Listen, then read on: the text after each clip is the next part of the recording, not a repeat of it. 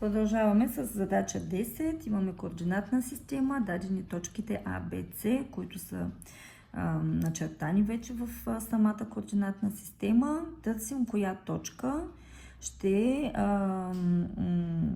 образува успоредник с дадените точки. Какво е това успоредник? Това е геометрична фигура, която има 2 по 2 равни и успоредни страни.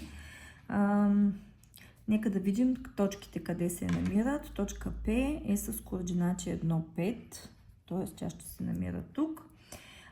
Разстоянието между А и Б са 3 квадратчета. Между точката, която току-що намерихме, точка П, и точка С са 2 квадратчета, т.е. няма как това да образува успоредник.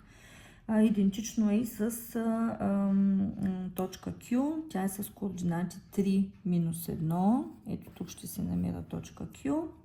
А, Б, С, Q няма как да образува успоредник. Следващата точка минус 1, 5 се намира тук. Разстоянието между C и Q са 4 квадратчета. Вече казахме, че между А и Б са 3, така че това също няма как да бъде верния отговор. И остана да проверим последната точка S. Тя е с координати 6, 5. Ето я, между C и S са 3 квадратчета. Ако свържем точките внимателно, по принцип е добре да бъде с линия, се получава успоредник, така че верният отговор на тази задача е отговор Г. 11-та задача, имаме един триъгълник, в който BH е височина, а BL е ъглополовяща на ъгъл ABC. Имаме градусните мярки на два ъгъла. LBH е 8 градуса и HCB е 78 градуса. Търсим колко е ъгъл BAC. Тази задача се решава с изразяване и пресмятане на ъгли. Ще започнем първо с триъгълник CHB, за да намерим липсващият ъгъл. Той в случая е 12 градуса. Сборът от ъглите на един триъгълник е 180 градуса, т.е. 180 минус 90 плюс 78, или само 90 минус 78 ни дава 12 градуса. Продължаваме напред с ъгъл LBC, който е сборът от тези два ъгъла 8 и 12, което е 20 градуса, за да можем да използваме свойството на ъглополовящата, че тя разделя ъгъла на две равни части. Т.е. ако CBL е 20 градуса и ABL също ще бъде 20 градуса. И след като за големия триъгълник ABC вече знаем два от ъглите, можем да намерим третия от 180. Изваждаме ъгъл C78, който ние знаем по условие, и ъгъл Б, който казахме, че целият е 40 градуса. Пресмятаме внимателно. Тук един минус имаме. 78 плюс 40 е 118 градуса и получаваме 62 градуса. Отговор В за задача 11. Задача 12, две успоредни прави търсим градусната мярка на ъгъл ACB. Аз ще направя продължението на CB, за да пресече правата А в някаква точка, произволна, примерно точка М, и ще търся равни ъгли. Този ъгъл 130 градуса и този тук също са равни. Ъгъл CAM можем да го намерим. Това е изправен ъгъл и ние знаем съседния му. 180 минус 155 са 25 градуса.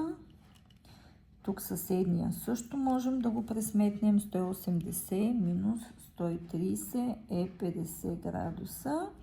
И сега в този триъгълник АМЦ, който получихме, ъгъл АЦБ е външен ъгъл, т.е. той ще бъде равен на сборът от другите два ъгъла, които ние вече имаме. 25 плюс 50 е 75 градуса, което е отговор В. И ни остана 13-та задача. Симетралата на хипотенузата АБ в правоъгълния триъгълник АБЦ пресича катета му АЦ в точка М. Свързваме точка М и точка Б, за да можем да използваме свойството на симетралата, че всяка точка от симетралата лежи на равни разстояния от върховете на триъгълника. В случая АМ и МБ са равни и се образува равнобедрен триъгълник. Ъглите при основата на равнобедрен триъгълник са равни, така че тук също е 30 градуса. Другото, което можем да кажем, че ъгъл АМБ е 120 градуса. Доста често се използват, че сборът от ъглите на един триъгълник е 180 градуса. Съседния на него съответно 60 и за ъгъл МБЦ остава 30 градуса. Сега ще си напиша една точка, например P тук, за да мога да разгледам два триъгълника. Първият триъгълник е BPM и триъгълник BMC, за които ще докажа, че са еднакви.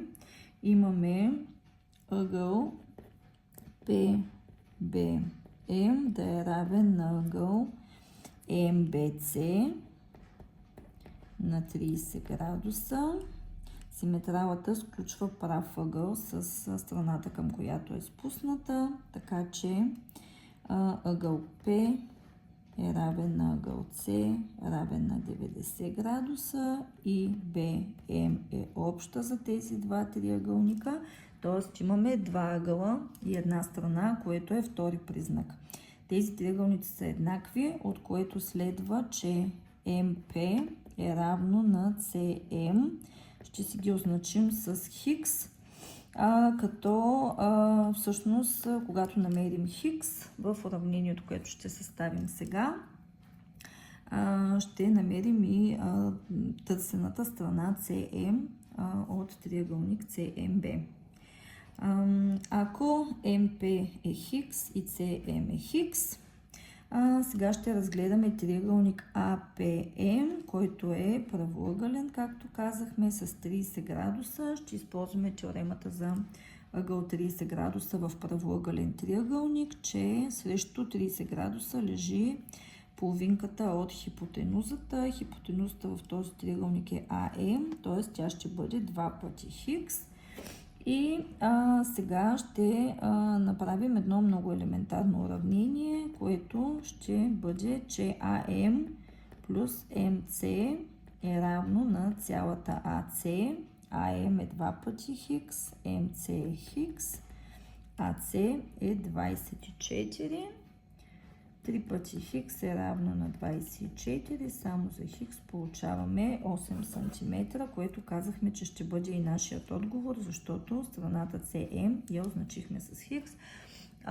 Тук не коментирам за допустимите стойности, но те са, трябва да ги има в задачата. Хикс трябва да бъде положително число, по-голямо от 0, за да бъде верен нашият отговор.